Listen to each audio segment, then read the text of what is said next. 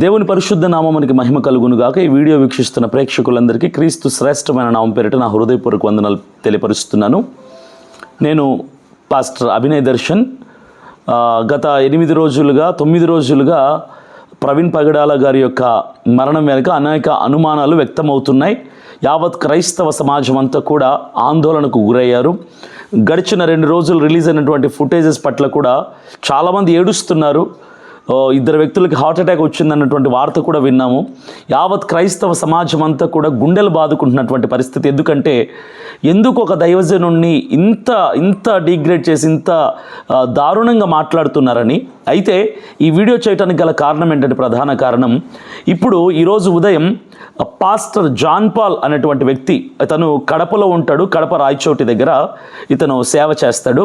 అయితే ఇతను నాకేమీ తెలియని వ్యక్తి కాదు, ఇతను నాకు సుపరిచితుడే. కరెక్ట్గా 1 రోజు క్రితమే నాతో ఫోన్ మాట్లాడాడు. అతను 1 రోజు క్రితమే నాతో ఫోన్ మాట్లాడి ఈ అప్డేట్స్ అన్నీ కనుక్కున్నాడు. ఎలా ఉంది పరిస్థితి, ఏంటి, ఈ మరణం వెనుక ఉన్నటువంటి సందేహాలు బయటకు వచ్చాయా, అనుమానాలకి స్పందన వచ్చిందా, సమాధానం వచ్చిందా అని ఇదే పాస్టర్ జాన్ పాల్ నాతో మాట్లాడాడు. 1 రోజు క్రితమే నాతో కాల్ మాట్లాడాడు. ఈ జాన్ పాల్ ఇప్పుడు ఏమయ్యాడంటే, ఈ 1 రోజులో ఏం మతలబ్ జరిగిందో నాకు అర్థం కావటం లేదు. సడన్గా ఉన్నట్టుండి ఇప్పుడు ఏం బాంబ్ బ్లాస్ట్ చేస్తున్నాడంటే, యావత్ క్రైస్తవుల గుండెల్లో ఒక గుబులు పుట్టేటటువంటి వార్త చెప్తూ, ఇది హత్య కాదు ప్రమాదమే. ఎవరు చెప్పారు నీకు?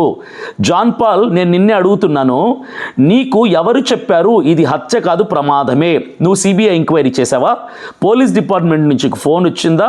పోనీ ప్రవీణ్ పగడాల గారి యొక్క కుటుంబ సభ్యులు ఎవరైనా నీకు ఫోన్ చేసి, బాబు, నాన్న, జాన్ పాల్, నీకు మాత్రమే చెప్తున్నాం ఈ రహస్యాన్ని, ఇది హత్య కాదు, ఇది సాధారణ ప్రమాదమే అని మేము నమ్ముతున్నాం, మా పక్షాన, ప్రభుత్వం పక్షాన, పోలీస్ డిపార్ట్మెంట్ వారి తరపున యావత్ క్రైస్తవ సమాజం అంతటికి నీ యూట్యూబ్ ఛానల్ ద్వారా నువ్వు తేల్చి చెప్పేసే ప్రమాదమే అని జాన్ పాల్ నీకు ఎవరైనా చెప్పారా? బుద్ధి లేనిటువంటి మాటలు మాట్లాడుతూ ఈరోజు క్రైస్తవ సమాజం అంతటిని కూడా ఆందోళనలో ఉన్నవారిని మరింక ఆందోళనకు గురి చేస్తూ క్రైస్తవులలో చిచ్చు పెట్టే పని చేస్తున్నావు. ఎంత కమ్ముడు పోయావు? ఎవడి కమ్ముడు పోయావు? ఎందుకు మాట మార్చావు? నువ్వు రాజమండ్రికి వచ్చి సంఘటన స్థలంలో చూసావా? నువ్వు రాజమండ్రికే రాలేదు ఇప్పటి వరకు. ఈ సంఘటన జరిగినప్పటి నుంచి, ప్రవీణ్ పగడాల గారు మరణించినప్పటి నుంచి నువ్వు ఇంతవరకు రాజమండ్రికి రాలేదు. నేను రాజమండ్రిలో ఆయన మరణించిన రోజు నుంచి ఈ ఇష్యూలో ఉన్నాను. నేను చూశాను, నేను హాస్పిటల్లో వెళ్ళాను, అక్కడ ఫైట్ చేశాను, పోస్ట్మార్టం అయ్యే దగ్గర ఉన్నాను, పోస్ట్మార్టం అయ్యి బాడీ బయటకు వచ్చాక ఉన్నాను, హైదరాబాద్కి వెళ్ళాము, ఫ్యూనరల్ సర్వీస్లో, వీటన్నిటిలో పాల్గొన్నది నేను, ఇంకా చాలామంది దైవజనులు. నువ్వు కేవలం కడప నుంచి ఫ్యూనరల్ సర్వీస్కి హైదరాబాద్కి వచ్చావు. అక్కడ కూడా నేను నీతో మాట్లాడాను. నువ్వేం చెప్పావు? రాజమండ్రికి వచ్చావా బ్రదర్ అంటే, లేదు బ్రదర్, నేను రాజమండ్రికి రాలేదు, వద్దామనుకున్నాను, అంతలోగా సరేలే ఎలాగో హైదరాబాద్కి బెరిలకు వస్తారని తెలిసేసరికి నేను ఆగిపోయాను. ఇప్పుడు వీడియోలో నువ్వేం చెప్తున్నావు? ఏం అబద్ధపు మాటలు చెప్తున్నావు? ఏం ప్రచారం చేస్తున్నావు? నేను రాజమండ్రిలో ఆ సంఘటనా స్థలంలోకి వెళ్ళి చూశాను, చూసినోడు కూడా నీ అంత వివరంగా మాట్లాడు, అంత డీటెయిల్డ్గా ఇస్తున్నావు. ఎందుకు అంత డీటెయిల్గా చెప్తున్నావు? నిన్నటి వరకు నువ్వే మాట్లాడావు హైదరాబాద్లో. నేను ఆ ప్రెస్ ముందర గట్టిగా మాట్లాడిన టైంలో నా పక్కన నువ్వు ఉండి నువ్వేం మాట్లాడావు? ఆయన మరణిస్తే అది సాధారణమైన యాక్సిడెంట్ అయితే మనిషి మీద దుప్పటి పరిచినట్టుగా బండి ఎందుకు ఉంటుంది అని నువ్వే కదా మాట్లాడావు. అదే నోరు కదా మాట్లాడింది, అదే స్వరం కదా. ఇప్పుడు ఎందుకు అదే నోరు అబద్ధం మాట్లాడుతుంది? ఇప్పుడు ఎందుకు అదే నోరు ఆ బండి మనిషి మీద ఎందుకు ఉందని మనం అడగకూడదు అని అడుగుతున్నావే? మరి నువ్వెందుకు అడిగావు ఇంతకాలం? ఈ 2 రోజులు నువ్వెందుకు అడిగావు? నువ్వు యాక్సిడెంట్ స్పాట్కి, ఆ చనిపోయినటువంటి స్పాట్కి నువ్వు రాకుండా ఎందుకు నేను వెళ్ళాను అని అబద్ధం చెప్తున్నావు? I want answer. John Paul, చాలా కోపంగా, ఆవేశంతో, బాధతో, ఉద్రేకంతో, కృంగుదలతో మాట్లాడుతున్నాను. 8 రోజుల నుంచి యావత్ క్రైస్తవ సమాజం, సేవకులమైన మేము సరిగ్గా నిద్ర పట్టడంలా మాట్లాడుతుంటే ఆ ఇన్సిడెంటే గుర్తొస్తుంది. మా అనుమానాలు ఎక్కువ అవుతున్నాయి, సమాధానాలు లేక సందిగ్ధంలో ఉన్నాం. నువ్వు ఎందుకు డిక్లేర్ చేస్తున్నావు? ప్రమాదమే. పోస్ట్మార్టం రిపోర్ట్ రాలా, పోలీస్ డిపార్ట్మెంట్ చెప్పటం లేదు, గవర్నమెంట్ చెప్పటం లేదు, ప్రవీణ్ పగడాల గారు కుటుంబాలు చెప్పటం లేదు. నువ్వు అక్కడివి, ఎవడు చెప్పాడు నీకు ఇది ప్రమాదమే తేల్చడానికి? నువ్వు ఎవడివి? Who are you to declare as it as a accident? Who are you to declare it as accident? ఎవడికి చెప్తున్నావు నువ్వు? అసలు నువ్వు ఎవడివి అని చెప్తున్నావు? యాక్సిడెంట్ అని తేల్చుతున్నావా? నువ్వు యాక్సిడెంట్ స్పాట్కి రాలేదు. ఇప్పుడేమో వీడియోలో నేను యాక్సిడెంట్ స్పాట్, ఆ చనిపోయిన స్పాట్కి వెళ్ళాను, యాక్సిడెంట్ అయింది చూసినోడు కూడా చెప్పడేమో, దగ్గరుండి ఆయన అది యాక్సిడెంట్ కల్లారా చూసినట్టు చెప్తున్నావు. అక్కడ పక్కన గేట్ లేదు, ఆ సపోర్ట్ లేదు కాబట్టి అప్పటికే ఆయన తలలో చాలా గందరగోళం, నీకు చెప్పాడు ఆయన తలలో గందరగోళం ఉందని. అప్పటికే తాగేస్తున్నాడు, టెన్షన్లో ఉన్నాడు, డిప్రెషన్లో ఉన్నాడు కాబట్టి ఆ కన్ఫ్యూజన్లో కేవలం డూమ్ లైట్ లేకుండా ఇండికేటర్ బ్లింకర్తో వెళ్ళాడు కాబట్టి లైట్ ఆపోజిట్ లైట్ కళ్ళల్లో పడుతుంది కాబట్టి ఆయన అప్పటికే కన్ఫ్యూజన్లో ఉన్నాడు, ఆందోళనలో ఉన్నాడు, తాగేస్తున్నాడు. చూసినోడు కూడా చెప్పడు. బుద్ధి లేని సిగ్గులేదు కొంచెమన్నా నీకు ఇలా మాట్లాడడానికి? మనిషివేనా? పశువు నువ్వేమైనా? క్రైస్తవ సమాజం మొత్తం ఆందోళనలో ఉండి గుండెలు బాదుకుంటుంటే బండలేస్తావా గుండెల మీద? బుద్ధి ఉందా నీకు? ఇంతకాలం నిన్ను చూస్తున్నా ప్రతి సేవకుడిని తప్పుపడతావు, ప్రతి క్రైస్తవుని తప్పుపడతావు, ప్రతి క్రైస్తవ స్త్రీని తప్పుపడతావు, ప్రతి క్రైస్తవ పాస్టర్లని తిట్టుకుంటూ పేరు తెచ్చుకున్నావు. నువ్వు అందరినీ తిట్టడమే నీ పని. ప్రపంచంలో నువ్వు ఒక్కడివి మహాపరిశుద్ధుడివి, దైవ కుమారుడు అన్నట్టుగా ఫీల్ అయిపోతావు నువ్వు.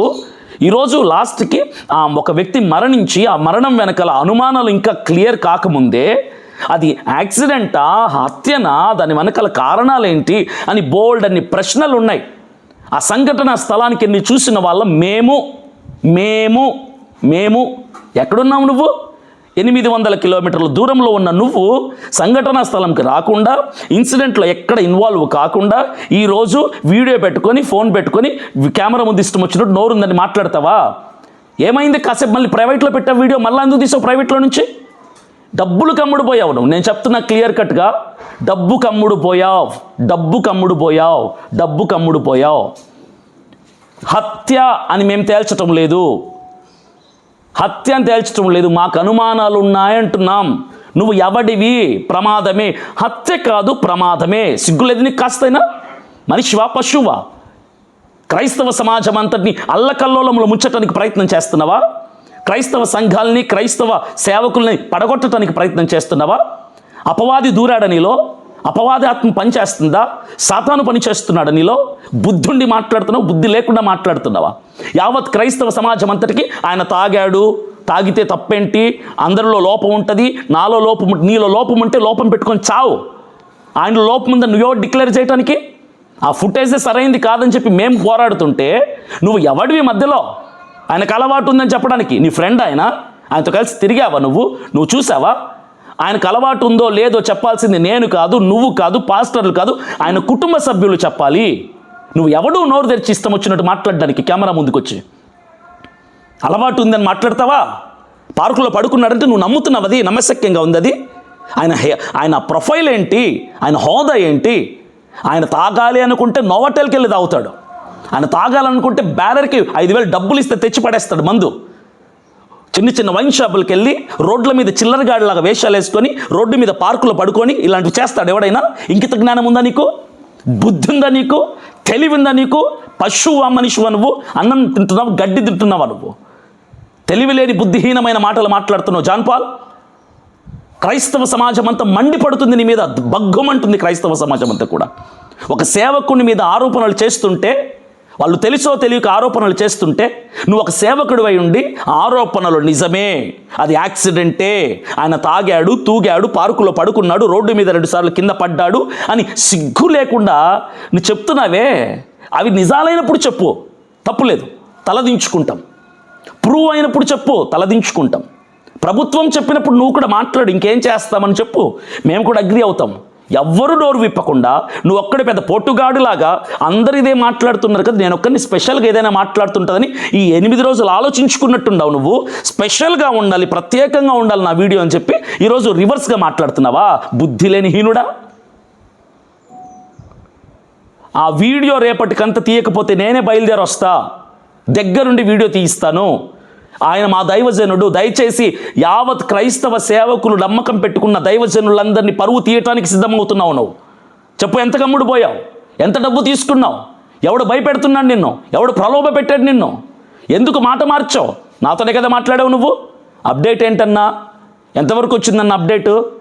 ఏమన్నా బయటకు వచ్చాయా? మనకున్న సందేహాలు తీరాయా అని నన్ను అడిగావు నువ్వు. ఒక్కరోజు క్రితం నాతో మాట్లాడావు. నీ వీడియో చూసి షాక్ అయిపోయాను నేను. ఫోన్ చేశాను నీకు, నేను నా ఫోన్ లిఫ్ట్ చేయటంలా. చాలామందికి నీ ఫోన్ నెంబర్ ఇచ్చాను నేను, ఎవడు ఫోన్ లిఫ్ట్ చేయట్లేదు. నువ్వు ఫోన్ స్విచ్ ఆఫ్ చేసుకున్నావు. చాలామంది పెద్ద పెద్ద సేవకులు నాకు ఫోన్ చేస్తున్నారు, వాళ్ళు నీకు ఫోన్ చేయమని చెప్పారు, వాళ్ళు నీకు ఫోన్ చేస్తున్నారు, వాళ్ళ ఫోన్ అటెండ్ చేయట్లా, స్విచ్ ఆఫ్ చేసి పెట్టావు. వీడియో చేసేసి ఫోన్ స్విచ్ ఆఫ్ చేసుకుని ఇంట్లో కూర్చున్నావు, వెళ్ళిపోయి. You are accountable for that video, you are responsible for that video. సమాధానం చెప్పాలి నువ్వు. ఎందుకు తేల్చావు? నీ దగ్గర పోస్ట్ మార్టం రిపోర్ట్ ఉందా? డిఎస్పీతో మాట్లాడావా? ఎస్పీతో మాట్లాడావా? హోమ్ మినిస్టర్తో మాట్లాడావా? సీఎంతో మాట్లాడావా? ప్రవీణ్ పగడాల గారి కుటుంబీకులతో మాట్లాడావా? ఎవడు చెప్పాడని నువ్వు కన్ఫర్మేషన్ ఇస్తున్నావు? ఒక దైవజనుడికి తాగుడు అలవాటు ఉంది, ఒక దైవజనుడు అలా తూగి పడిపోయాడని చెప్పి నువ్వు అంగీకరిస్తున్నావా? ఏ రకంగా నువ్వు ఒప్పుకుంటున్నావు? సరే, నీకు తాగుడు అలవాటే ఉందనుకో, ఒక పాస్టర్వే, తాగి రోడ్ల మీద పడుకుంటావా నువ్వు? 3 గంటల సేపు రోడ్డు మీద ఫుట్పాత్ మీద పడుకుంటావా నువ్వు? నీ దగ్గర 1 కోటి రూపాయలు ఉంది బ్యాంక్ బ్యాలెన్స్, నీకు అలవాటే ఉంది, నువ్వు ఒక పాస్టర్వి. నువ్వు ఒకవేళ అలవాటే ఉంటే తాగితే రోడ్ల మీద పండుకుంటావా? బోల్డ్ అన్న అనుమానాలు ఉన్నాయి. ఆ ఫుటేజెస్ అన్నీ కూడా మేము ఒకదానికొకటి టాలీ చేసుకుంటూ అనలైసిస్ చేస్తూ సర్వే చేస్తున్నాం. ఈ ఫుటేజెస్ అక్కడ మరణించినటువంటి దగ్గర ఉన్నటువంటి బైక్కి ఆ ఫుటేజ్ వేరు ఉంది, ఈ ఇక్కడ బైకులో ఈయన తిరిగిన బైకులో ఉన్నటువంటి బైక్ వేరేగా ఉంది, లైట్ వేరేగా ఉంది, పరిస్థితులు వేరేగా ఉన్నాయి, మనిషి హైట్ వేరేగా ఉంది. ఇన్ని అనుమానాలు మాకు ఉండి పిచ్చి వల్ల గొంతు చింపుకొని అరిచి అరిచి అరిచి అరిచి మా అనుమానాలను వ్యక్తపరుస్తూ గవర్నమెంట్ వారిని ప్లీజ్ చేస్తున్నాం. మా అనుమానాలకు సమాధానం ఇవ్వండి సార్, అనుమానాలకు సమాధానం ఇవ్వండి సార్. మనిషి ఎందుకు ఇక్కడ వేరేగా ఉన్నాడు, అక్కడ వేరేగా ఉన్నాడు? టోల్ ప్లాజాల దగ్గర పర్సనాలిటీ ఎందుకు మారిపోయింది? ఇక్కడొక రకం అక్కడొక రంగు ఎందుకు ఉన్నాడు? ఈ వైన్ షాప్ దగ్గర ఈ రోజు రిలీజ్ అయిన ఫుటేజ్లో ఆయన లోపలికి వెళ్తుంటే లిక్కర్ మాల్లోకి ఎవడో ఒకడు బయట నుంచి ఫోటో తీసుకున్నాడు. వాడెవడు అసలు? వాడు ఎందుకు ఫోటో తీశాడు ఆయన్ని? ఇవన్నీ మాకెన్నో ప్రశ్నలు ఉంటే సిగ్గు లేకుండా కెమెరా ముందుకు వచ్చి కన్ఫర్మ్ చేస్తున్నావా? మరణం కాదు, హత్య కాదు, ప్రమాదమే. ఎవడు చెప్పాడు నీకు? అసలు పిన్ టు పిన్ డీటెయిల్గా ఎలా ఎక్స్ప్లెయిన్ చేస్తున్నావు? ఆ సంఘటన స్థలానికి నువ్వు రాకుండా, చూడకుండా, ఆ డెడ్ బాడీని కూడా చూడలేదు నువ్వు, ఆ బైక్ను చూడలేదు నువ్వు, అక్కడ ఉన్నటువంటి కర్రలను చూడలేదు నువ్వు, ఆ హెల్మెట్ని చూడలేదు, ఆ మాస్క్ చూడలేదు, ఆ అద్దాలు చూడలేదు, ఆ రక్తపు మరకలు చూడలేదు. ఎవడివి నువ్వు మాట్లాడడానికి? యూట్యూబ్లో వ్యూస్ పెంచుకోవడానికి, సబ్స్క్రైబర్స్ పెంచుకోవడానికి, రెవెన్యూ పెంచుకోవడానికి దేవుణ్ణి ఒక నడ్డు పెట్టుకుని నన్ను ఎవడు తప్పుగా అనుకున్న పర్లా నేను సత్యమే మాట్లాడతాను. సిగ్గులేని వాడివి నువ్వు. నాది కడపే, నీది కడపే. ఇంతకాలం నేను నిన్ను అభిమానించాను, నా కడపవాడివని. ప్రవీణ్ పగడాల గారిది కూడా కడపే, అభిమానించాను నేను. నువ్వు ప్రతి సేవకుని విమర్శించుకుంటూ ఈరోజు పాపులర్ అయ్యావు. నువ్వు ఆడవాళ్ళని చూడకుండా ఆడవాళ్ళని విమర్శిస్తావు, పాస్టర్లని విమర్శిస్తావు, చిన్న పెద్ద లేకుండా ప్రతి ఒక్కరిని విమర్శిస్తావు. అద్దాలు పెట్టుకుంటే తప్పంటావు, రంగు షర్ట్ వేసుకుంటే తప్పంటావు, గట్టిగా మాట్లాడితే తప్పంటావు, ఆరాధన చేస్తే తప్పంటావు. ఇవి పనికిమాలిన వాడివి నువ్వు. ఈరోజు ఒక మనిషి మరణిస్తే, ఒక దైవజనుడు గొప్ప మహాజ్ఞానం కలిగిన వాడు, మంచి వెల్ సెటిల్డ్ ఒక పర్సన్, ఒక హూందాలో ఉన్నటువంటి వ్యక్తి మరణిస్తే తోకా తెలియకుండా, తొండం తెలియకుండా, వివరాలు తెలియకుండా ఏదో పెద్ద నువ్వే ఇన్వెస్టిగేషన్, ఈ కేసు అంతా ఇన్వెస్టిగేషన్ చేసినట్టు సిగ్గులేని వాడివి నువ్వు. బుద్ధి ఉందా నీకు కొంచెమైనా? మర్యాదగా ఆ వీడియో తీసేయి. క్రైస్తవ సమాజానికి డ్యామేజ్ చేయాలనుకుంటున్నావు నువ్వు, పూనుకున్నావు నువ్వు, అపవాది సంబంధివి నువ్వు, క్రీస్తుకు విరోధంగా పనిచేయడానికి సిద్ధపడ్డావు నువ్వు. నేను ఒకటే చెప్తున్నా, అది నిజమైనప్పుడు పెట్టు, తేలినప్పుడు పెట్టుకో, ఇంతకంటే 100 రెట్లు మాట్లాడుకో. తేలకుండా, కన్ఫామ్ అవ్వకుండా, ఎవడు చెప్పకుండా ఎవడివయ్యా నువ్వు పెట్టడానికి?